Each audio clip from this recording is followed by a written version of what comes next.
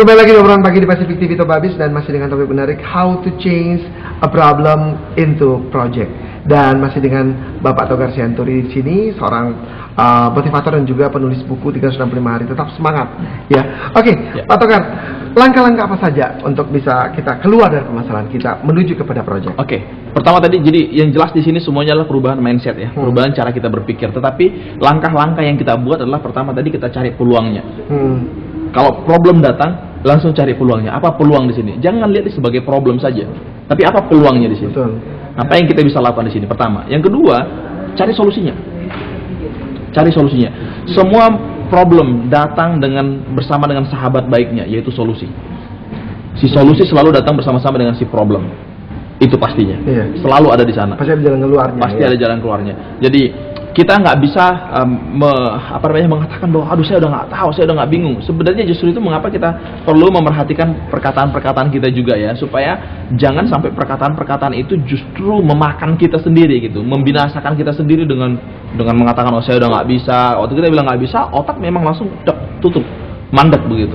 Tapi kalau kita melihat dan kita bertanya apa yang saya harus lakukan dengan ini, beda kan? Kalau kita lihat problem, saya udah nggak bisa lah, udah memang habis sudah. Tapi bilang, apa yang saya bisa lakukan dengan ini? Apa solusinya untuk ini? Fokus kepada solusi. Sering sekali orang fokus banget kepada masalahnya. Kenapa kok bisa begini? Iya. Mengapa kok begitu? Kan saya sudah bilang, kalau begini. Itu nggak akan ada ujungnya. Tapi apakah boleh permasalahan seseorang diberitahukan kepada orang lain? Maksudnya curhat gitu, seperti orang untuk bisa menambah mengetahui solusi. Kadang-kadang orang yang sudah mumet dengan permasalahan yang ada dan dia tidak bisa menemukan solusinya dengan sendirinya dan akhirnya membutuhkan mentor ya untuk bisa keluar dari permasalahan itu sendiri. Justru itu poin yang berikutnya. Iya, yang ketiga. Jadi waktu kita udah belajar untuk melihat peluangnya apa, kita carikan solusinya apa gitu. Jadi sekali lagi seperti tadi, jangan fokus pada masalahnya gitu. Jangan nanya ini kenapa begini. Kadang-kadang kan bangsa kita terjebak di situ kan. Betul. Lebih daripada mikir apa jalan keluarnya ya, apa yang saya ambil tanggung jawab, apa yang bisa saya lakukan untuk ini secara pribadi ya, yang bisa berkontribusi untuk kebaikan bangsa ini begitu. Udah terlalu banyak orang yang komentar soalnya, udah terlalu banyak orang yang kritik sana sini dan nggak akan ada ujungnya begitu. Tapi kita lihat apa yang menjadi bagian kita. Dan kemudian yang ketiga, sharing. Itu yang kita harus lakukan. Menurut pemahaman saya, Joel, kita dengan berbagi itu menyelesaikan, menurut saya, 75% daripada problem kita. Berapa sering kita waktu misalnya ada masalah gitu berat, benar ya? Waktu masalah lagi berat, tiba-tiba kita sharing dengan orang yang mau empati, begitu. Waktu kita berdoa kepada Yang Maha Kuasa dan kita luapkan semuanya. Selain kita share ke atas, share juga kepada teman. Betul, dua hal itu, vertikal dengan horizontalnya. Tetapi waktu kita melakukan itu, akibatnya apa? Kita udah langsung merasa, seolah-olah masalahnya udah selesai, padahal masih ada di situ. Ya kan? Tapi sedikit berkurang. Betul, pasti banyak berkurang dan kita mendapatkan energi yang baru untuk kita bisa berjuang. Kalau kita udah dikuasai dan ditekan oleh masalah itu, ya udah nggak bisa berjuang lagi. Makanya sharing ini juga sangat penting, tetapi kepada siapa dulu? Orang yang tepat. Oh iya, benar sekali. Kadang-kadang gini ya, banyak orang-orang misalnya di dunia pekerjaan mereka, ibu-ibu yang punya masalah dengan suaminya atau sebaliknya, mereka sharing kepada orang yang salah. Ya kan? Kalau misalnya si ibu punya problem dengan suaminya, jangan sharing dengan suami orang dong. Iya. Jangan sharing dengan seorang wanita atau seorang ibu yang lain yang juga punya problem yang sama begitu, yang punya problem yang bahkan lebih parah lagi. Ya kadang-kadang orang kalau mau sharing kepada orang yang di sharing itu sendiri bukan mencari solusi, malah mengompor-ngompor gitu. Betul. Itu banyak kejadian. Iya. Banyak kejadian karena sharing kepada orang yang blow up. Iya betul. Karena dia semakin yakin dengan apa yang dia pikir gitu kan. Oh iya memang laki-laki begitu misalnya begitu. Oh iya memang perempuan begitu. Wah, itu repot ceritanya gitu kan. Jadi harus sharing kepada orang yang salah. Harus sharing kepada orang yang benar. Jangan sharing kepada yang salah. Dan berdoa kepada Tuhan kemudian meminta dan sharing kepada orang-orang yang baik. Saya pikir kita gampang menemukan komunitasnya. Misalnya katakanlah di tempat-tempat kerohanian di mana kita berada, apakah di gereja atau di masjid begitu ya, di dalam lingkup rohani kita, atau orang-orang yang terpandai yang kita tahu mereka ini udah memang menolong banyak permasalahan orang lain, punya pengalaman di situ. Itu harus dicari. Teman itu harus dicari, begitu juga orang-orang yang jadi mentor itu harus dicari. Tadi kalau jadi sebutin tentang mentor ya, itu paham yang hari ini sebenarnya harus banyak digulirkan di masyarakat kita, bahwa kita butuh mentor begitu. Selama ini itu kecenderungannya nggak diajarin gitu, nggak perlu kayaknya kita mencari mentor.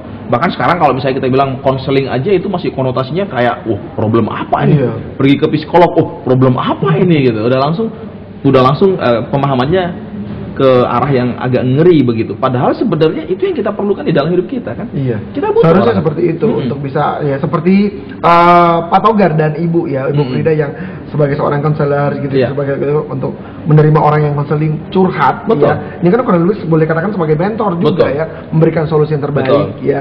Dan apa namanya, sehingga orang yang mempunyai masalah itu sendiri bisa ringan. Betul. Ya walaupun permasalahannya belum semua selesai gitu, tapi agak sedikit ringan gitu, dengan seperti itu. Nah, apalagi langkah-langkah yang supaya bisa kita keluar dari permasalahan ini sendiri? Oke, Pak Togar? yang berikutnya adalah sebenarnya kalau saya lihat setelah kita cari peluangnya, cari solusinya, sharing dengan orang lain, sharing dengan Tuhan, yang keempat itu harus action, harus bergerak. Ini harus loh, Iya. karena kalau kita cuma duduk begini, masalah kasih semangat, kasih begini begitu, wah itu nggak akan pernah menolong benar-benar. Karena oke lah, waktu misalnya kita datang kepada seseorang, kemudian dia berikan kita pencerahan, kita berubah mindsetnya.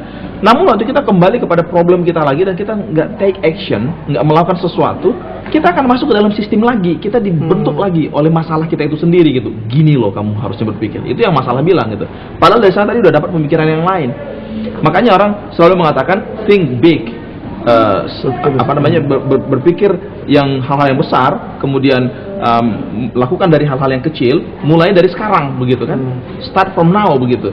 Itu poinnya yang sangat penting. Kalau misalnya kita hanya akan merencanakan tapi tidak ada action, itu akan membunuh diri kita sendiri juga laginya gitu, melemahkan kita.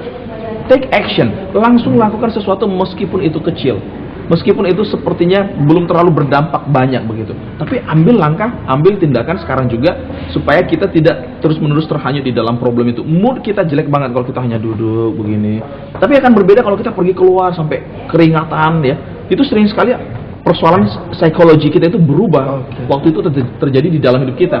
Suami istri misalnya nih, di dalam pertengkaran, lagi bertengkar hebat misalnya. Ya kalau cuma di rumah kemudian mengurung diri begini menangis, itu akan memperumit. Tapi coba kalau dia pergi keluar, lakukan sesuatu yang positif tapi ya, jangan yang destruktif. Lakukan sesuatu yang positif. Itu hal-hal bisa berubah di dalam hidupnya. Karena secara psikologisnya dia dikuatkan dan dia pulang, dia bisa menyelesaikan tadinya yang tidak dia bisa selesaikan. Supaya salah satunya harus cooling down, ya seperti itu istilahnya. Nanti kita akan bahas lagi Pak Togar ya, dengan langkah-langkah untuk bisa keluar dari permasalahan. Dan pemirsa rumah jangan kemana-mana.